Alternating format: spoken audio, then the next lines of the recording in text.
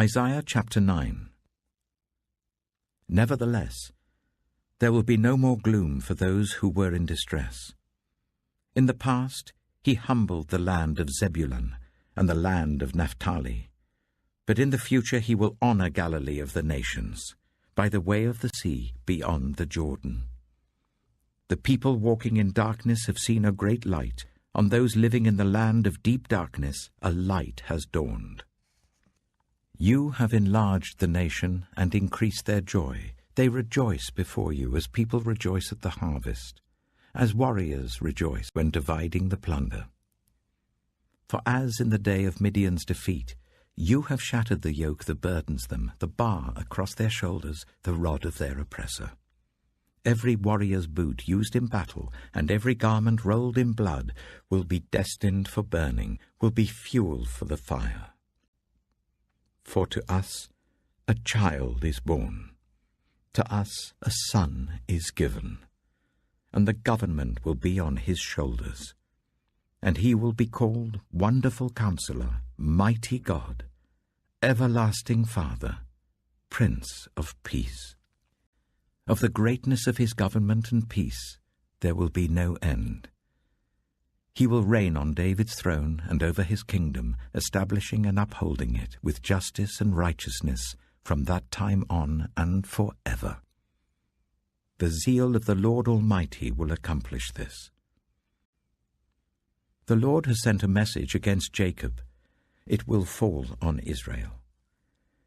All the people will know it, Ephraim and the inhabitants of Samaria, who say with pride and arrogance of heart, the bricks have fallen down, but we will rebuild with dressed stone.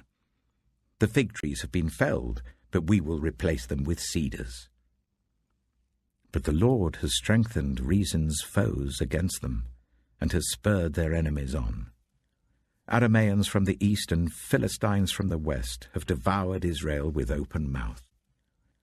Yet for all this, his anger is not turned away. His hand is still upraised. But the people have not returned to him who struck them, nor have they sought the Lord Almighty. So the Lord will cut off from Israel both head and tail, both palm branch and reed, in a single day. The elders and dignitaries are the head, the prophets who teach lies are the tail. Those who guide this people mislead them, and those who are guided are led astray. Therefore the Lord will take no pleasure in the young men, nor will he pity the fatherless and widows. For everyone is ungodly and wicked, every mouth speaks folly. Yet for all this, his anger is not turned away. His hand is still upraised. Surely wickedness burns like a fire. It consumes briars and thorns. It sets the forest thickets ablaze, so that it rolls upwards in a column of smoke. By the wrath of the Lord Almighty the land will be scorched, and the people will be fuel for the fire. They will not spare one another. On the right they will devour, but still be hungry. On the left they will eat, but not be satisfied. Each will feed on the flesh of their own offspring. Manasseh will feed on Ephraim, and Ephraim on Manasseh. Together they will turn against Judah. Yet for all this, his anger is not turned away. His hand is still upraised.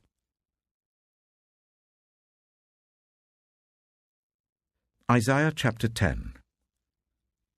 Woe to those who make unjust laws, to those who issue oppressive decrees, to deprive the poor of their rights and withhold justice from the oppressed of my people, making widows their prey and robbing the fatherless. What will you do on the day of reckoning when disaster comes from afar? To whom will you run for help? Where will you leave your riches? Nothing will remain but to cringe among the captives or fall among the slain. Yet for all this, his anger is not turned away. His hand is still upraised. Woe to the Assyrian, the rod of my anger, in whose hand is the club of my wrath. I send him against a godless nation. I dispatch him against a people who anger me, to seize loot and snatch plunder, and to trample them down like mud in the streets. But this is not what he intends. This is not what he has in mind. His purpose is to destroy, to put an end to many nations. Are not my commanders all kings? He says. Has not Calno fared like Carchemish? Is not Hamath like Arpad, and Samaria like Damascus? As my hand seized the kingdoms of the idols, kingdoms whose images excelled those of Jerusalem and Samaria, shall I not deal with Jerusalem and her images, as I dealt with Samaria and her idols? When the Lord has finished all his work against Mount Zion and Jerusalem, he will say, I will punish the king of Assyria for the willful pride of his heart and the haughty look in his eyes. For he says, By the strength of my hand I have done this, and by my wisdom, because I have understanding. I removed the boundaries of nations, I plundered their treasures. Like a mighty one, I subdued their kings. As one reaches into a nest, so my hand reached for the wealth of the nations. As people gather abandoned eggs, so I gathered all the countries. Not one flapped a wing or opened its mouth to chirp. Does the axe raise itself above the person who swings it? Or the saw boast against the one who uses it? As if a rod were to wield the person who lifts it up, or a club brandish the one who is not wood. Therefore the Lord Almighty, will send a wasting disease upon his sturdy warriors. Under his pomp a fire will be kindled like a blazing flame. The light of Israel will become a fire, the Holy One a flame. In a single day it will burn and consume his thorns and his briars. The splendor of his forests and fertile fields it will completely destroy, as when one who is ill wastes away. And the remaining trees of his forests will be so few that a child could write them down. In that day, the remnant of Israel, the survivors of Jacob, will no longer rely on him who struck them down, but will truly rely on the Lord, the Holy One of Israel. A remnant will return, a remnant of Jacob will return to the mighty God. Though your people be like the sand by the sea, Israel, only a remnant will return. Destruction has been decreed, overwhelming and righteous. The Lord Almighty, will carry out the destruction decreed upon the whole land. Therefore this is what the Lord Almighty says. My people who live in Zion, do not be afraid of the Assyrians who beat you with a rod, and lift up a club against you as Egypt did. Very soon my anger against you will end, and my wrath will be directed to their destruction. The Lord Almighty will lash them with a whip, as when he struck down Midian at the rock of Oreb, and he will raise his staff over the waters as he did in Egypt. In that day their burden will be lifted from your shoulders, their yoke from your neck.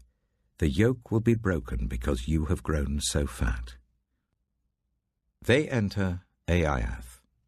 They pass through Migron. They store supplies at Michmash.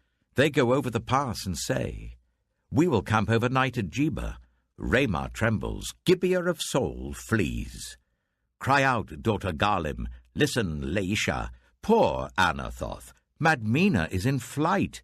The people of Jebim take cover.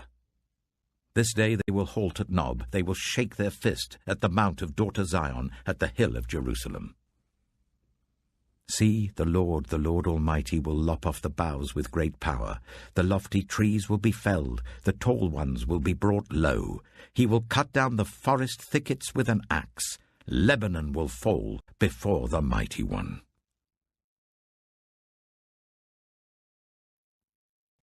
1 Timothy chapter 3.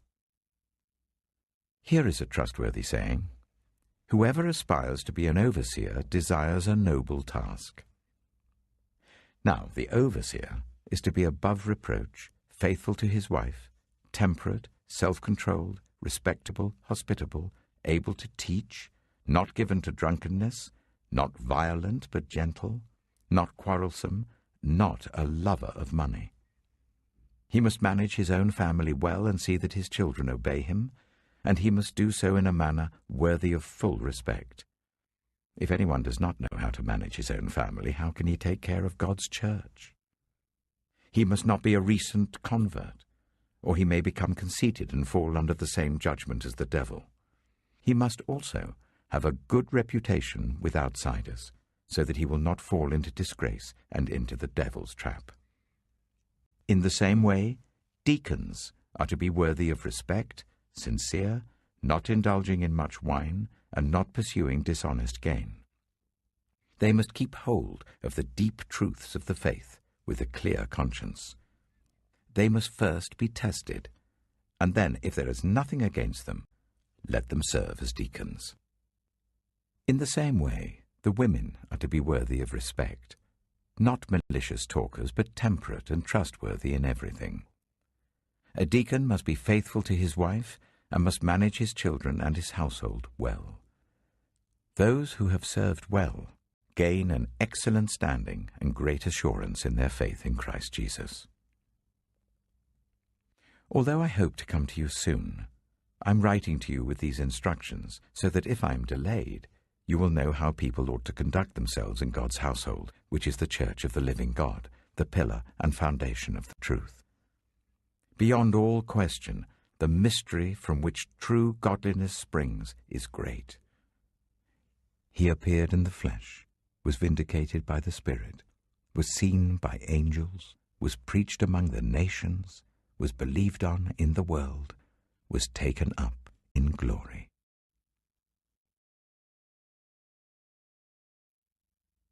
Psalm 62. Truly my soul finds rest in God. My salvation comes from him. Truly he is my rock and my salvation. He is my fortress. I will never be shaken. How long will you assault me? Would all of you throw me down, this leaning wall, this tottering fence? Surely they intend to topple me from my lofty place. They take delight in lies. With their mouths they bless, but in their hearts they curse. Yes, my soul, find rest in God. My hope comes from him. Truly he is my rock and my salvation. He is my fortress. I will not be shaken. My salvation and my honor depend on God. He is my mighty rock, my refuge. Trust in him at all times, you people. Pour out your hearts to him, for God is our refuge. Surely the low-born are but a breath, the high-born are but a lie. If weighed on a balance, they are nothing. Together they are only a breath. Do not trust in extortion, or put vain hope in stolen goods. Though your riches increase, do not set your heart on them. One thing God has spoken, two things I have heard. Power belongs to you, God, and with you, Lord, is unfailing love. And you reward everyone according to what they have done.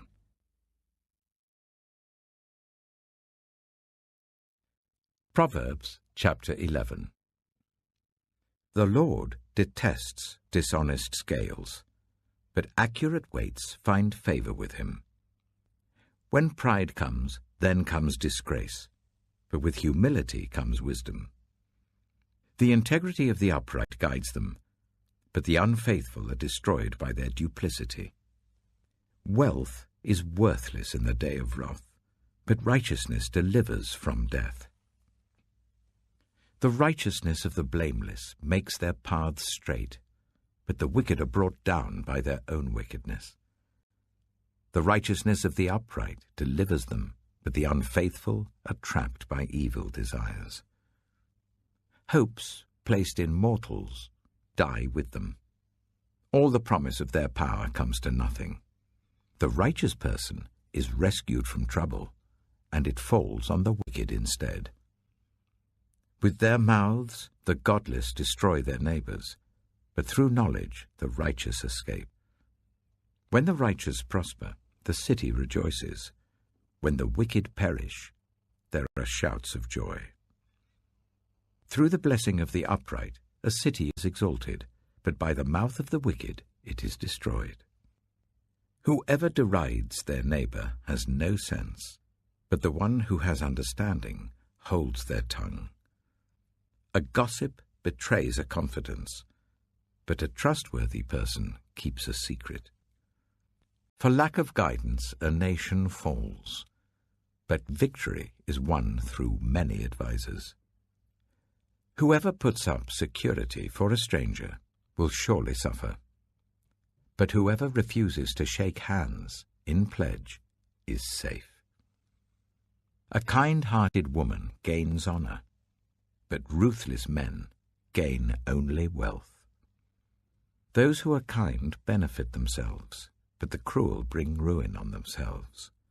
A wicked person earns deceptive wages, but the one who sows righteousness reaps a sure reward.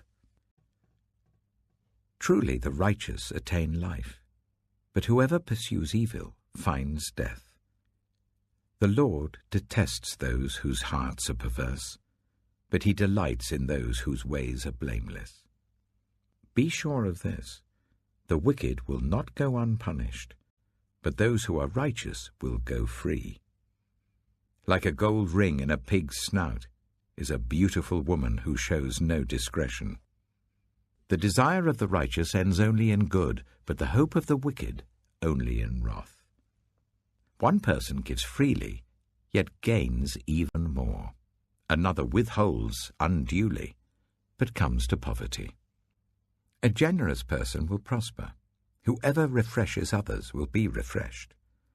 People curse the one who hoards grain, but they pray God's blessing on the one who is willing to sell. Whoever seeks good finds favor, but evil comes to one who searches for it. Those who trust in their riches will fall, but the righteous will thrive like a green leaf. Whoever brings ruin on their family will inherit only wind, and the fool will be servant to the wise. The fruit of the righteous is a tree of life, and the one who is wise saves lives. If the righteous receive their due on earth, how much more the ungodly and the sinner?